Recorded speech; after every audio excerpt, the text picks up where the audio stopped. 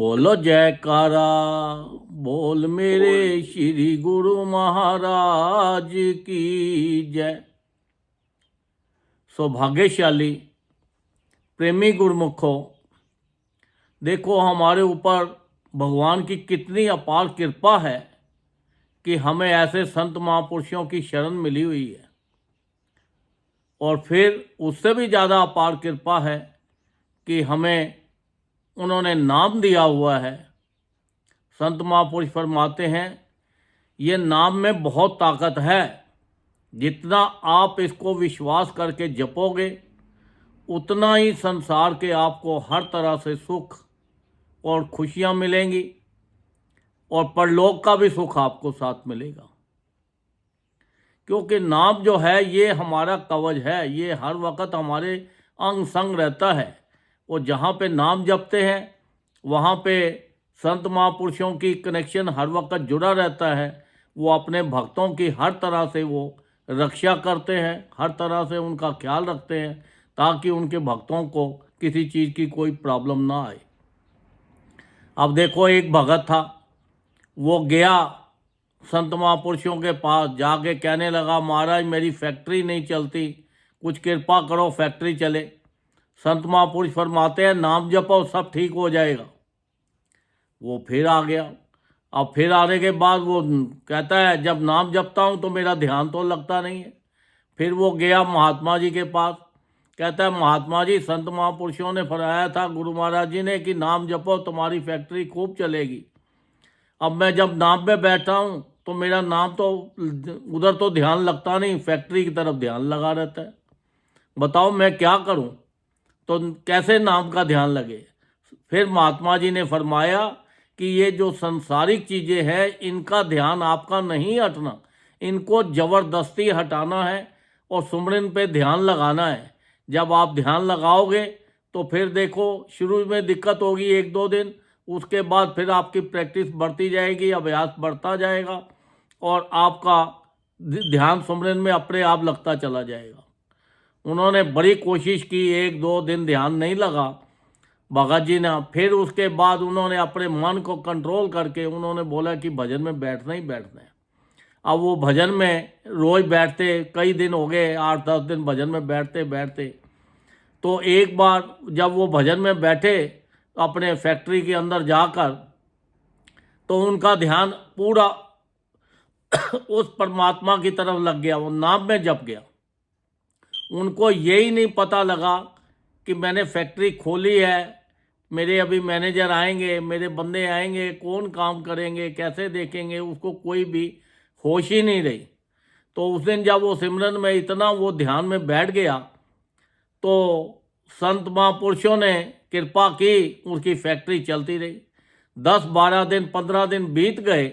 वो हर रोज़ जब आता तो फैक्ट्री के अंदर ध्यान में बैठता अपने रूम में और वहीं बैठा रहता। वो शाम को जाके उसका ध्यान खुलता और अपना शाम को उठ के तो फिर वो चला जाता।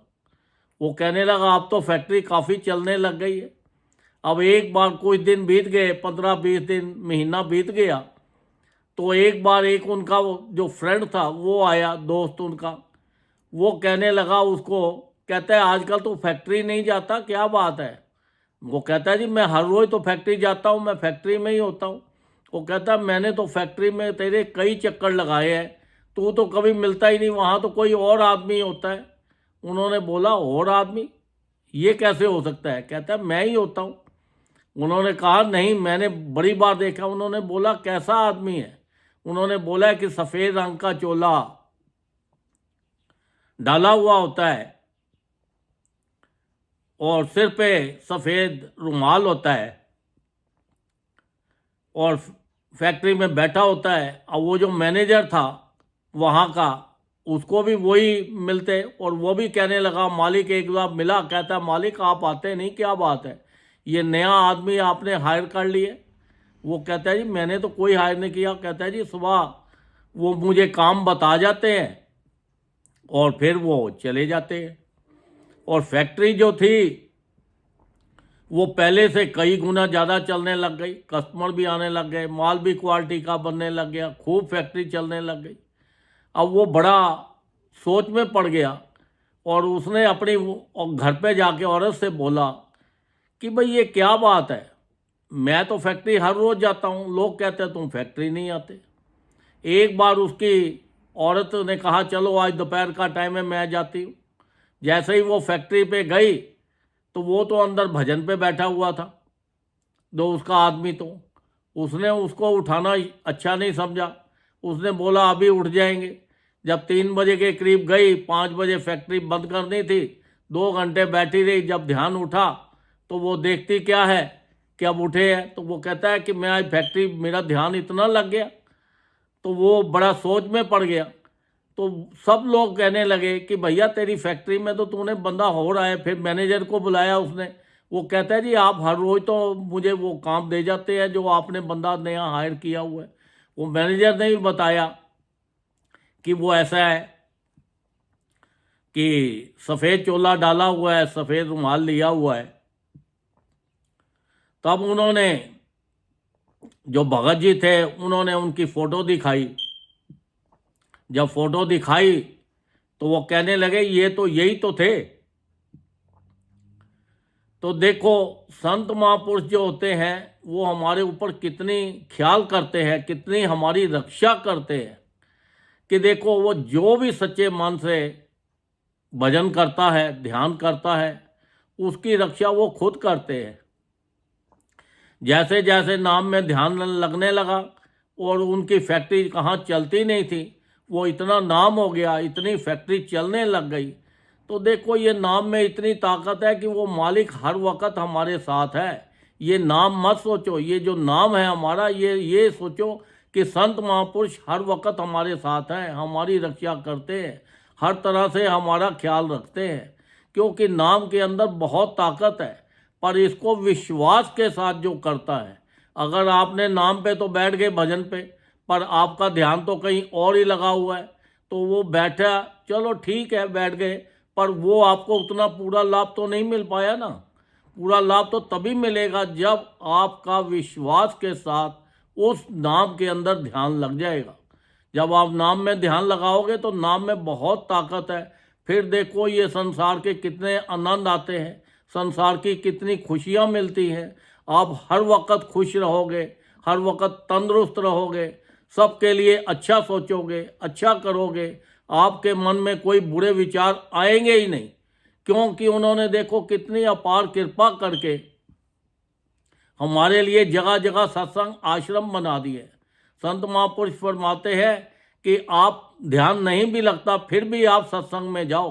जब सत्संग में जाओगे तो अच्छे लोग आपको मिलेंगे, तो आपका ध्यान सत्संग में रहेगा, आप भजन भी करोगे, धीरे धीरे आपका ध्यान जो है लगा रहेगा। क्योंकि ये जो नाम का अभ्यास करना बहुत ज़रूरी है। ये ऐसा नहीं है कि नाम ले लिया तो बस अब हमने नाम ले लिया, अब हमें कोई चिंता नहीं है। ऐसी बात नहीं है कि नाम को लेके हमने कोई ट्रंक में या संदूक में बंद करके तो रखना नहीं है अलमारी में कि भैया अब ले लिया इसको बंद करके रखो, उसका कोई फ़ायदा नहीं है। अगर आपके पास पैसे भी हैं, अगर आपने जाके उसको तिजोरी में रख दिए तो वो पैसों का भी कोई फ़र्क नहीं पड़ता, उसको भी वो आगे नहीं बढ़ेंगे। वो पैसे को जितना ज़्यादा खर्च करोगे, जितना ज़्यादा अपने बिजनेस में यूज़ लाओगे, उतना ज़्यादा पैसा आपका बढ़ता है। तो ऐसे ही ये जो अभ्यास जितना ज़्यादा हम करेंगे, नाम जपेंगे, उतना ज़्यादा हमें लाभ मिलेगा। हमारे लिए तो कितनी अपार कृपा करके संत महापुरुषों ने हमारे लिए 5 नियम बना दिए। श्री आरती, पूजा, सत्संग, सेवा, सिमरन और ध्यान। जो श्रद्धा सहित करे निश्चय हो कल्याण। देखो उसके अंदर भी एक श्रद्धा वर्ड डाल दिया, विश्वास। क्योंकि इंसान जो है इसको विश्वास बड़ा कम होता है। ये तो ये सोचता है कि अभी मैंने बोला और अभी मेरा काम हो गया। अगर हो गया तो विश्वास बन गया, नहीं है तो विश्वास नहीं है।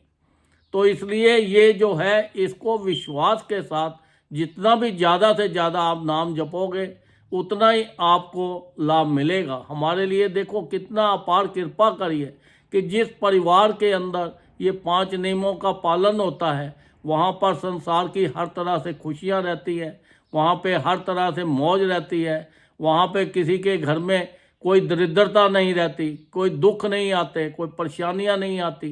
क्योंकि संत महापुरुष खुद वहाँ पर विराजमान रहते हैं और हर चीज़ को वो काट देते हैं। एक बार देखो जब भगवान ने सबके मुकद्दर लिखे विधाता ने, तो उनके पास कोई शाही बच गई। अब वो कहने लगे कि अब ये शाही का क्या करे, तो अब ये शाही तो फेंकने वाली नहीं है। तो तब संत महापुरुषों ने फरमाया कि ये जो शाही है ये संत महापुरुषों को दे दो। तब ब्रह्मा जी ने वो सारी शाही जो थी संत महापुरुषों को दे दी कि जो तुमने पिछले जन्मों में अच्छे या बुरे कर्म किए या जो भी आपके इस जन्म में हुए हैं, तो वो जो भी कर्म है आपके, वो संत महापुरुष काट देते हैं आपके, उनके पास शाही है, वो उसको आपके बुरे कर्मों को काट के अच्छे कर्म बना देते हैं। तो देखो इतनी अपार कृपा है। जब इतनी अपार कृपा है तो हमारी भी ड्यूटी बनती है हम ज़्यादा से ज़्यादा भजन करें और अपने जीवन का पूरा पूरा लाभ लें। जितना ज़्यादा लाभ लेंगे, भजन करेंगे, उतनी संत महापुरुषों को भी प्रसन्नता होगी, क्योंकि संत महापुरुष भी चाहते हैं कि ये जो भी गुरुमुख हमारे पास आया है हमारा गुरुमुख बना है और इसको हर तरह से खुशियाँ मिलनी चाहिए।